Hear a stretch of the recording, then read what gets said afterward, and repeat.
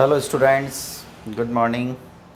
प्यारे बच्चों, class 10th maths NCERT chapter 3 pair of linear equation in two variables. आज हम पढ़ेंगे equation reducible to a pair of linear equation in two variables.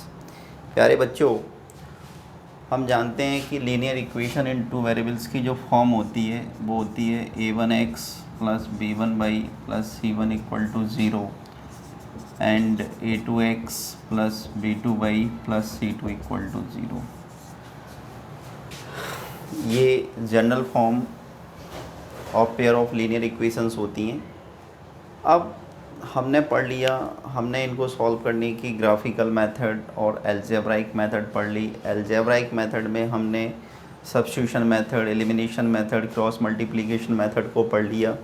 प्यारे बच्चों, अब हम पढ़ेंगे ये जो हमारी एक्सरसाइज है 3.6 एक्सरसाइज में हमें पढ़ना है कि ऐसी इक्वेशन जो लीनियर इक्वेशन तो हैं लेकिन वो लीनियर इक्वेशन के फॉर्म में नहीं हैं। अंडरस्टूड? तो हम उन्हें क्या कर सकते हैं, हम उन्हें रिड्यूस कर सकते हैं लीनियर इक्वेशन के फॉर्म में bye substituting something. For example, जैसे एक एग्जांपल के थ्रू समझते हैं। मैं एक एग्जांपल ले लेता हूँ, एग्जांपल 17, पेज नंबर 63। इक्वेशन है सॉल्व द पेयर ऑफ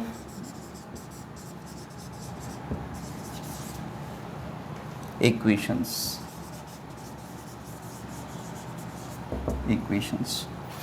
और इक्वेशन हमें दे रखी है 2x plus 3/y equal to 13। Second equation है 5x minus 4/y equal to -2। देखिए प्यारे बच्चों, ये जो एग्जाम्पल 17 हैं, आप इसको गौर से देखिए। हमें 2 इक्वेशन गिवन है, 2/x plus 3/y equal to 13 and 5/x minus 4/y equal to -2। क्या हम इनको लीनियर इक्वेशन कह सकते हैं? नहीं प्यारे बच्चों, ये लीनियर इक्वेशन नहीं है अभी, है ना। लेकिन हम इन्हें लीनियर इक्वेशन के फॉर्म में रिड्यूस कर सकते हैं by substituting 1/x equal to something and 1/y equal to something, है ना। तो रिड्यूसिबल इक्वेशन में यही करना होता है कि हम उसे लेट कर लेते हैं। अब देखो, इसका सलूशन देखते हैं प्यारे बच्चों। सलूशन आप देख रहे हैं कि इस इक्वेशन को, ये जो इक्वेशन लिखी हुई है, इसको हम ऐसे भी लिख सकते हैं। अगर इसका हम न्यूमेरिकल, अगर हम इसका जो कोफिशिएंट है उसको अलग कर दें और वेरिएबल को ऐसे लिख दें 1/x और इसका कोफिशिएंट अलग कर दें और 1/y को ब्रैकेट में लिख दें इक्वल टू 13। ऐसे ही इसको अगर लिखें और 5 को अलग कर दें और 1/x को अलग कर दें -4 इंटू 1/y को अलग कर दें इक्वल टू -2। तो प्यारे बच्चों, अब आप देख रहे हैं कि अगर हमें इन्हें रिड्यूस करना है तो 1/x इक्वल टू u रख दें और 1/y इक्वल टू v रख दें, तो ये जो इक्वेशन है ये कैसे चेंज हो जाएंगी। देखिए, let 1/x equal to u and 1/y equal to v। Understood? अब आप 1/x की जगह पे क्या रखेंगे, u, और 1/y की जगह पे क्या रखेंगे, v। तो क्या होगा देखिए, तो therefore given equations are convert in linear equation in two variables like 2 और 1/x की जगह पे मैंने क्या रख दिया, u प्लस 3 और 1/y की जगह पे मैंने क्या रख दिया, v equal to 13, equation first. और 5 1/x की जगह पे मैंने क्या रख दिया, u माइनस 4 की जगह पे मैंने क्या रख दिया, 4 तो 4 है, 1/y की जगह पे मैंने क्या रख दिया, v इक्वल टू -2। तो ये इक्वेशन है। प्यारे बच्चों, अब आप गौर से देखिए कि जो हमें इक्वेशंस गिवन थी वो लीनियर इक्वेशन नहीं थी, लेकिन जब हमने इन गिवन इक्वेशंस को इस फॉर्म में लिखा 2 into 1/x plus 3 into 1/y equal to 13 और 5 into 1/x minus 4 into 1/y equal to -2 और 1/x इक्वल टू हमने u सब्सटीट्यूट कर दिया और 1/y equal to v substitute कर दिया, तो गिवन इक्वेशंस देखिए हमारे पास में आ गई 2u plus 3v equal to 13 and 5u minus 4v equal to -2। और प्यारे बच्चों, ये जो गिवन इक्वेशन है, अब आप समझ गए होंगे कि both the given equations are linear equation in 2 variables. अब इन इक्वेशंस को हमें सॉल्व करना आता है ना। हम इसको अलजेब्राइक मेथड से कर सकते हैं, और अलजेब्राइक मेथड में भी हमारे पास में 3 मेथड हैं, elimination, substitution and cross multiplication. तो प्यारे बच्चों देखिए, हम इन्हें सॉल्व करते हैं, किसी भी मेथड से सॉल्व कर सकते हैं ना, ये इट डिपेंड ऑन अस, ये हमारे ऊपर डिपेंड करता है।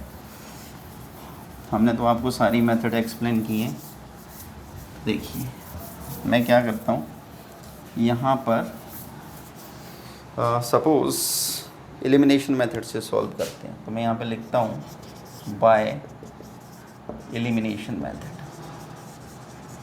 By elimination method.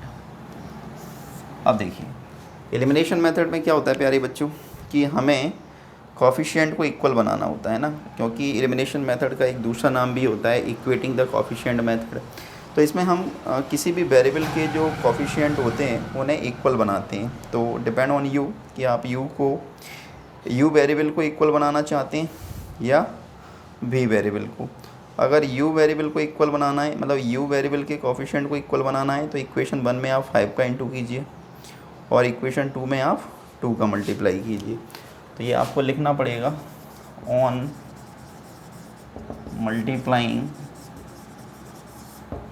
Equation 1 by 5 and equation 2 by 2। प्यारे बच्चों ये हमने लिख दिया। अब आप मल्टीप्लाई कीजिए, तो देखिए 5 का मल्टीप्लाई आपको इस पूरी इक्वेशन 1 से करना है, तो कीजिए 5 2 जा 10u प्लस 5 3 जा 15v इक्वल टू 5 13 जा 65, 13 बन जाए 65, 2 5 जा 10u माइनस 2 4 जा 8v इक्वल टू 2 2 जा -4। और प्यारे बच्चों 10u देखिए इक्वल हो गया, तो बाय सब्ट्रैक्टिंग साइन चेंज कर दीजिए, minus plus plus plus 10u minus 10u cancel out, 15 और 8 23v equal to 65 plus 4 69 and v equal to therefore v equal to 69 upon 23, 23 बन जा 23 and 23 3s are 69, so v equal to 3. So what we have calculated, therefore we calculated v equal to 3. Now what we have to do, now we have to calculate the value of u. तो u की value हम कैसे calculate करेंगे बच्चों? देखिए हमारे पास कितनी equation है, जो आप किसी भी एक इक्वेशन में v की जगह पर 3 को रख दीजिए, है ना। तो सपोज़ फर्स्ट में रखते हैं, तो मैंने लिखा y इक्वेशन फर्स्ट है हमारी 2u plus 3v equal to 13, understood. तो देखिए 2u प्लस 3 मल्टीप्लाई v की वैल्यू ऑलरेडी कैलकुलेट कर चुके हैं, 3 इक्वल टू 13, 2u प्लस 3 3 जा 9 इक्वल टू 13, तो 2u इक्वल टू 9 को ट्रांसफ़र कीजिए, 13 माइनस 9, 13 में से 9 को माइनस करेंगे 4, तो कितना आ गया देखिए, इसको मैं रब कर देता हूँ। तो प्यारे बच्चों हमारे पास आ गया 2u equal to 4, therefore u equal to 4 upon 2, 2 2 जा 4, it means u equal to 2। बच्चों what we have calculated, we have calculated u equal to 2 and v equal to 3, but problem is that कि u and v are not our answers. Why they are not our answers? Why they will not be our answers? Because the given equations were in the variable of x and y, so therefore their answers will be in x and y form. Okay, so what we will do, हम यहाँ पे देखिए क्या करते हैं, यहाँ पे कर देता हूँ मैं।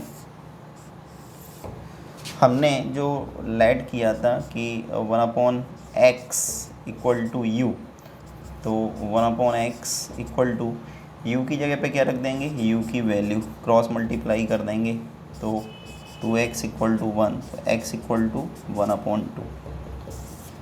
तो ये हमारा x का आंसर आ गया। ओके, और जैसे हमने x का आंसर निकाला है, मतलब जो हमने लेट किया था 1/x इक्वल टू यू, तो u की जगह पर 2 रखा और क्रॉस मल्टीप्लाई किया 2x, 1 का 1 से किया 1, x इक्वल टू 1/2। ऐसे ही हमने और क्या लेट किया था प्यारे बच्चों, हमने लेट किया था now 1/y equal to v, तो 1/y इक्वल टू v की जगह पे क्या रख देंगे 3/1 और क्रॉस मल्टीप्लाई कर देंगे, तो 3y equal to 1 and y equal to 1/3 बच्चों। So x equal to 1/2 and y equal to 1/3, ये हमारे आंसर्स आ गए हैं ना। तो what we can write hence x equal to 1/2 and y equal to 1/3 answers.